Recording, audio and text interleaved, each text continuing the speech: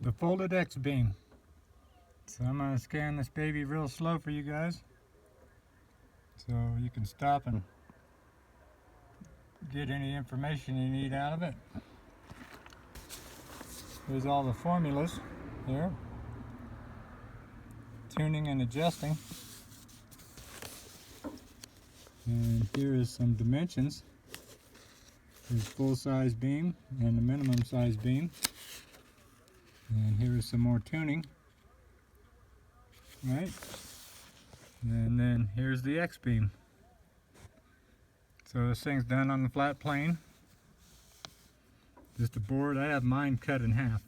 And I have a hinge on here and here, so I can fold it in half in the back of the truck. Now it's supposed to have a string all the way around, and these are supposed to be tied up horizontally. I leave mine hang vertically off the ends. So I'm using 1/2 inch by 1/2 inch, 1/8 inch thick angled aluminum with 12 gauge high strand wire hanging off the ends. You can see the back of a little radio right there I used for the PL259 right there. And I use that little bit of radio to hook my connector onto. I run a short piece of 50 ohm through the board and hook it to the other side.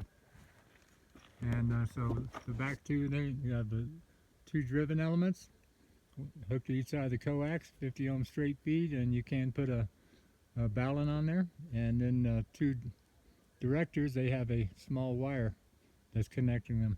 All my wires, I soldered the ends of the wires, and the 90-degree angle stuff helped in ease of putting the screws in. So we'll get that up here on a little bigger piece of paper here. The full-size X-beam, full length of the driven element and the director element, and this is all calculated at 27,400. The driven element here, the tails, the wire that hangs off the tails, this is the formula for it, over frequency and feet, right? The arms, all 4 arms are equal, 195 over the frequency, and so that's the math of it there. And then there's a minimum size beam. So you're using this formula for the length of the arms and longer tails. Okay, but overall, it will come out.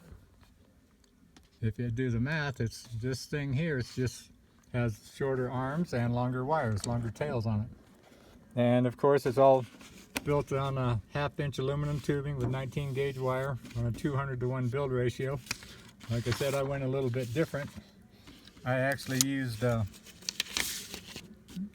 material like this, some 90-degree 1/2 inch material, and a 12 gauge high strand wire hanging off the end, so the more surface area the better. The ARRL handbook, the 1991, that's the one I just showed you there, section 33, page 12, the folded X-beam, 27 to 40 megahertz to 40 meters to 10 meters. Okay, and then my next source is the folded X-beam on the web at 10top.org, modeling and understanding small beams. It gives modeling for front to back gain, side SWR, etc. The beam width of this bad boy is about 62, 68 degrees. And the angle of takeoff, pretty important thing. About 24 degrees at 20 feet, 14 degrees at 40 feet. Like most beams, the higher you get up, the flatter they are. It's got a 7-foot 2-inch turning radius. And it runs about 6 dB and maybe a little more depending on tune it. Okay, for instance, I wrote 29 here because that's what the math is. It's supposed to keep these 6 inches difference on each end, so that's a foot difference between the entire, the driven and the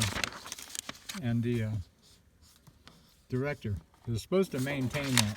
So in this stuff on the folded X-beam here in the web, they lengthen and shorten the wires to get different gain and front to back ratio out of it. So I have been running 27 inches instead of 29 on mine, and I just put 29s on it and it didn't.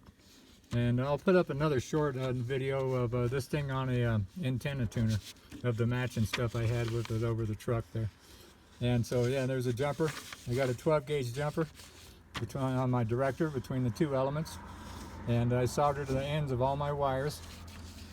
So theoretically this bad boy is supposed to be 22 and 21 foot. Now in the real world, I like the upper side of the band. You know, I like to talk around the world, so this is my tuning for that. My driven element total length is 20 feet and my director is 19.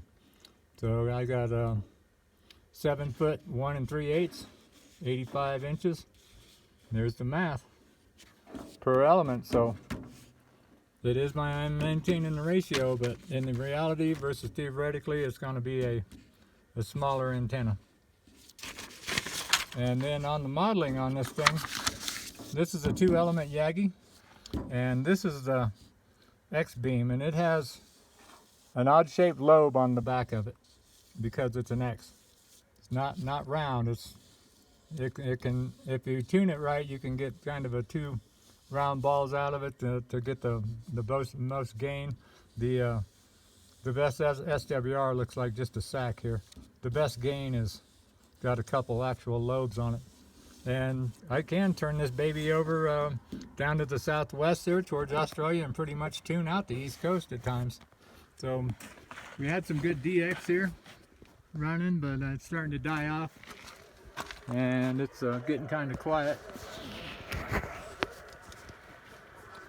A CQDX, the Volcano 5.5 Mount Shasta, we're looking.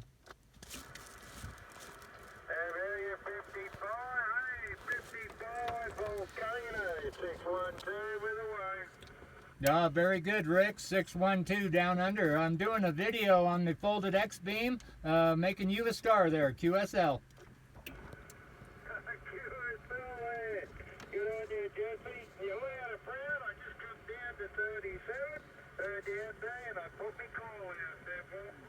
Yeah, very good, mate. Very good. I've got about a 3x5 on you. Very nice audio. How about some numbers from your end, QSL? You're doing the same to me there, Jesse. That's why I can hear you. That's why I'm talking to you. Hey, 4-5 Volcano, 612, down under. Yeah, very good. That's SwampRat, Newcastle, down under. Thank you, Rick, for the report. Look for my video on Volcano 5.5 Mount Shasta. I'm going to post it tonight. So thank you for the report, my friend. 7.3, so working that folded X-beam at 7,700 feet level on the side of Mount Shasta, 50 miles from the Oregon border. We're waving. Catch you later there, Jesse. Have a good one, bro. Beers and cheers from down under. Cheers and beers, mate. 7.3s. 7.3. All right, people. Well, there you go. That bad boy does work. All right. The ugly face behind the mic. 7.3s, people. The old ski bowl's just up there a little bit above us. And like I said, I'm at 7,700 foot, just about. And Mount Shasta is 14,162 feet high, so got about another 7,000 feet of mountain hanging up there. And we're kicking back at timberline. 7.3s, my friends. Bump, bump.